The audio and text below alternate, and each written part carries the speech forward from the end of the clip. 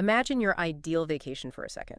Are you picturing the total anonymity of a massive floating resort? Or do you crave an environment where your preferences are just known before you even ask? Right, where you don't feel like just another face in a crowd of thousands. Exactly. And that is the core of our mission for today's deep dive. We are going to act as your personal, highly knowledgeable travel specialists. We're unpacking a really comprehensive 2026 guide by travel advisor and cruise specialist Yvonne Junior Blanchette from ARA Voyages. And this guide is fascinating because it focuses entirely on Seabourn Cruise Line, unpacking exactly what makes them such a heavyweight in the ultra-luxury small ship space. Yeah, and the stakes here for you, the listener, are high. I mean, choosing a luxury voyage is a massive investment. Oh, absolutely. It's a huge investment of money, but honestly, more importantly, it's an investment of your time. Right. Giving up 2 or 3 weeks of your life to a closed environment is a major commitment. So we're going to dissect the facts, the philosophy, and the direct comparisons so you can figure out if Seabourn is, the exact right fit for your travel style. Because before we can really understand what it's like to step onto a Seabourn ship today, in 2026, we have to kind of look backwards. We need to understand the specific DNA this brand was built on. Yeah, going back almost 40 years. Right, to 1986. They were actually founded as Signet Cruise Lines by these two Norwegian investors, Adel Breinstad and Erlend Rastad. And it's crucial to note that those two weren't just random guys with money. They came from Royal Viking Line, so they really knew the industry. They saw where things were heading, and they developed what became known as the Signet philosophy. At a time when the whole industry was pivoting to build these massive mega ships for the mass market, they decided they ran in the exact opposite direction. They did. They wanted to create a small, all-suite ship with personal service that felt more like a private yacht than a traditional cruise ship. Which is a huge gamble, but it worked. Their first ship, the Seabourn Pride, launched in 1988, and obviously running an independent boutique cruise line is incredibly capital intensive. Oh, it's notoriously difficult, which is why Carnival Corporation started buying stakes in the 90s, and they took full ownership by 1999. But wait, Carnival is famous for the exact megaships that Seabourn was built to oppose.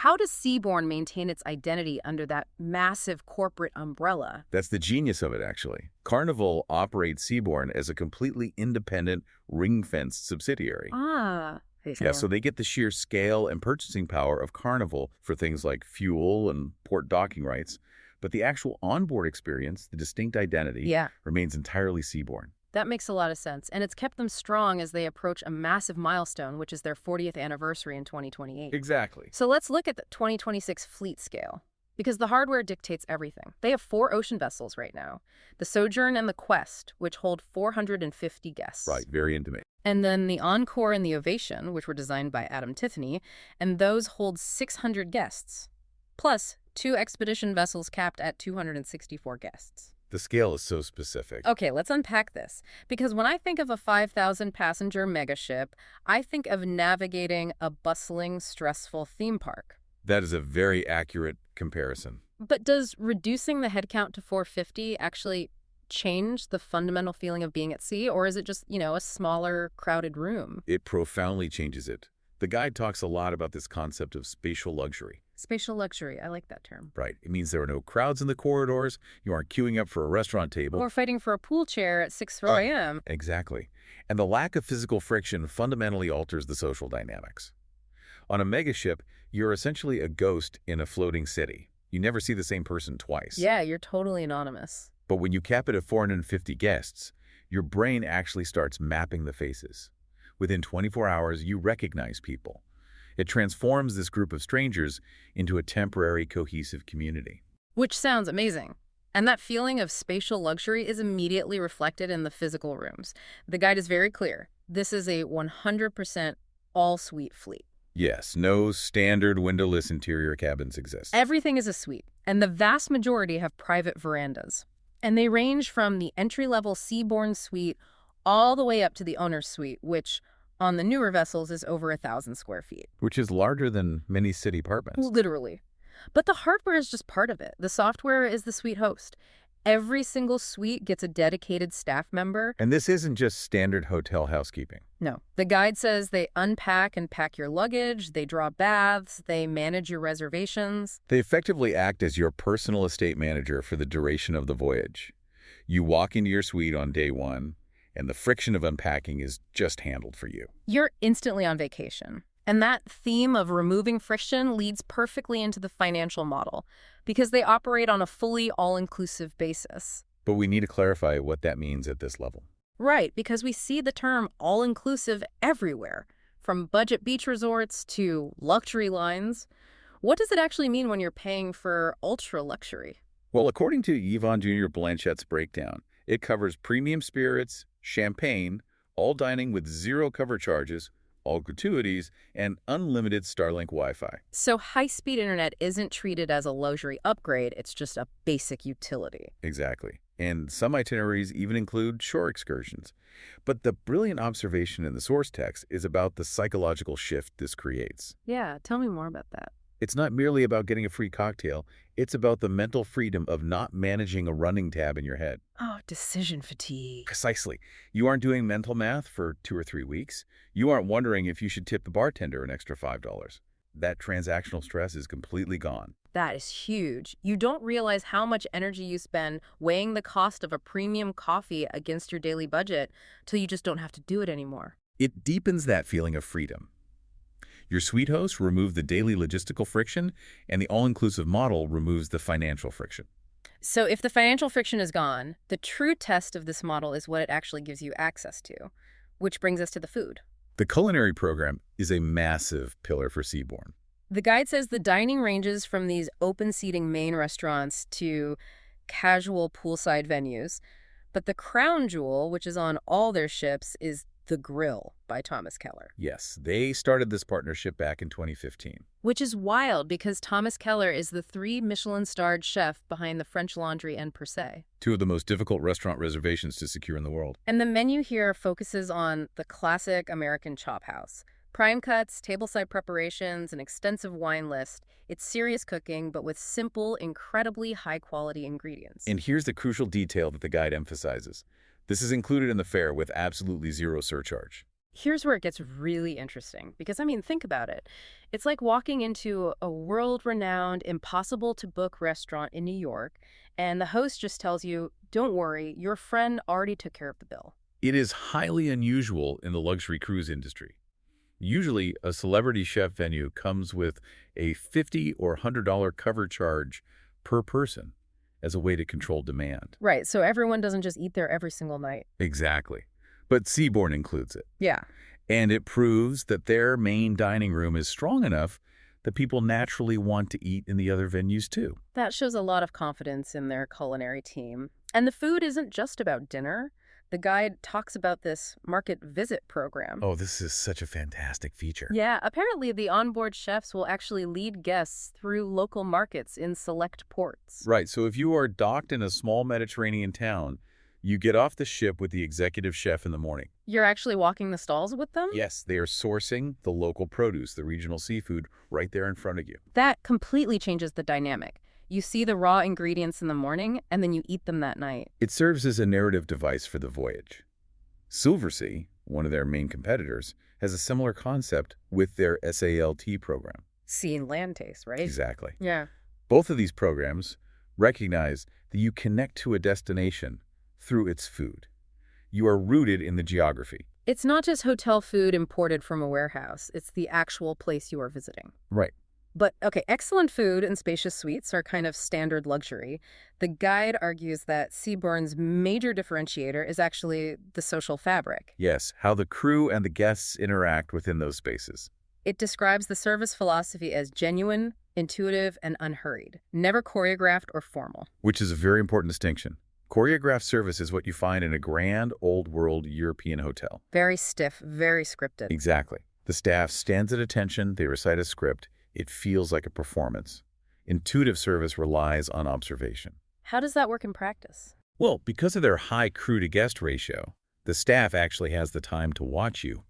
By day 2, they know your drink preferences, your dietary needs, not because they asked you to fill out a form, but because they observed you. That is so much more natural. It's like being a regular at your favorite neighborhood bar, but the bar's in the middle of the ocean. And that neighborhood feeling extends to the Seabourn Conversations program. Right. The guide talks about how they bring on distinguished guest speakers, explorers, artists, scientists, international affairs experts. But the integration is what makes it unique. I have to play devil's advocate here, though. When I think of a cruise, quote-unquote, enrichment lecture, I picture a dark theater and someone droning on with a slideshow while half the audience takes a nap. How is this actually different? That's exactly why they call it conversations and not lectures.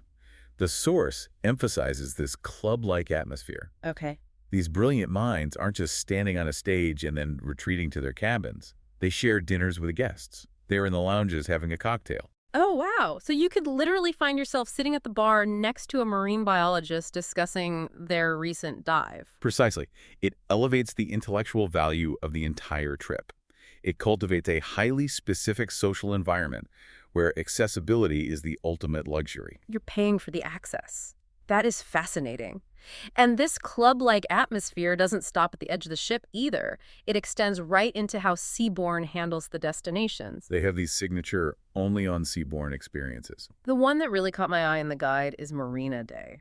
I was geeking out over the sheer logistical flex of this. It is an incredible piece of naval architecture. They deploy a retractable marina platform directly into the ocean from the back of the ship. Yes, the hull literally opens up. It turns the ocean into your private backyard swimming pool. They have complimentary water sports, kayaking, paddleboarding, water skiing, banana boats. And it's typically paired with an event they call Caviar in the Surf. Which sounds amazing. It's very playful. Uniformed staff members wade into the water, serving champagne and caviar on a surfboard. It shows that while the service is impeccable, they don't take themselves too seriously. But they can also pivot to something incredibly profound. The guide details this experience called Evening at Ephesus. This is a standout on their Turkish coast sailings. Yeah, for anyone who doesn't know, Ephesus is this massive, ancient ruined city. It's usually packed with thousands of tourists. It can be overwhelming during the day, but Seabourn secures private, after-hours access to the ruins. Wait, really? Just for their guests? Just for their guests. In the evening, the crowds are gone. And they have a private chamber orchestra performing right there in the ancient theater. That gives me chills just thinking about it. Anyone can buy a daytime ticket to Ephesus. But true luxury is experiencing a UNESCO World Heritage Site in total privacy, under the stars, set to classical music. It is the ultimate definition of destination immersion. And for people who want to experience that level of immersion over a long period, they offer world cruises. The guide notes that the 2026 World Cruise is over 100 days long, and they are already booking for 2028. It's essentially buying a moving luxury estate for a quarter of the year. But as much as I love the idea of warm Mediterranean nights, the guide shifts gears significantly. From the warm waters, we transition to the harshest, most remote environments on Earth. The expedition market. This is the final frontier for Seabourn. Right. They entered the space with the Seabourn Venture in 2022 and the Seabourn Pursuit in 2023. And these are purpose-built expedition ships. The specs are wild. They carry 264 guests each, and they are built to Polar Class 6 standards for ice-covered waters. They have the reinforced hulls, the specialized engineering to navigate through actual sea ice safely. But the hardware they carry is what really blew my mind. They have 24 Zodiacs, which means everyone can get off the ship at the same time. No waiting around in groups.